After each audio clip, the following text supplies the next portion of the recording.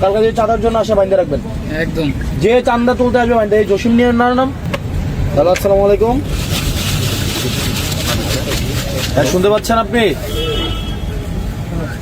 শোনেন, আপনি হচ্ছে ওই ইজারা তুলবেন বাজার থেকে, বাজারের বাইরে চাঁদা তুলতে আসবেন না কালকে থেকে, বুঝছেন?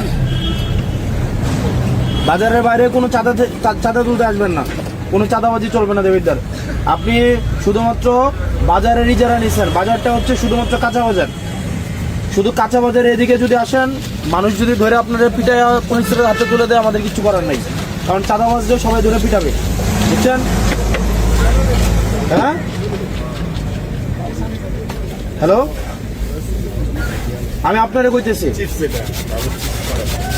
কোনো টাকা আপনি বাজারের শুধুমাত্র ইজারা নিচ্ছেন। আপনি ফুটপাত, আপনি কারে কইতো বাজারের লোককে? আপনি চাঁদা তুলতে আসেন প্রত্যেকদিন, আমার বাজারের লোককে বলবেন না। চাঁদা তো আপনি উঠান, হ্যাঁ? আপনারা বলে আপনি চাঁদা উঠাইতে আসেন না, আপনাকে কে বলে? আপনারে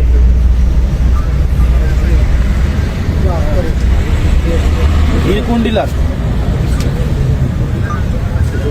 সুদন ডিলার হচ্ছে চাঁদা তুলতে আপনারা পাঠিয়ে দেন, আপনি চাঁদা তুলেন। আমি যদি আপনারা বলি এবার গিয়ে খুন করে পরে আপনি খুন করবেন? আপনারা যদি বলি যে কালকে গিয়ে খুন করে আসেন এক বাড়ির থেকে, আপনি গিয়ে খুন করবেন? তাহলে সুদন ডিলার যদি আপনারা চাঁদা তুলতে পাঠায়, আপনি কি চাঁদা তুলবেন? তাহলে আপনি চাঁদা তুলতে পাঠালে আসবেন কেন? আপনি কালকে থেকে যেন না দেখি। আর এখানে দোকানদার আপনারা যারা আছেন, কালকে যদি চাঁদার জন্য আসে বাইন্দে রাখবেন একদম। যে চাঁদা তুলতে আসবে বাইন্দে। এই জসিম নিয়ে নাম, ওরা বাইন্দে রাখবেন, বাইন্দা পুলিশ খবর দেবেন, বুঝছেন?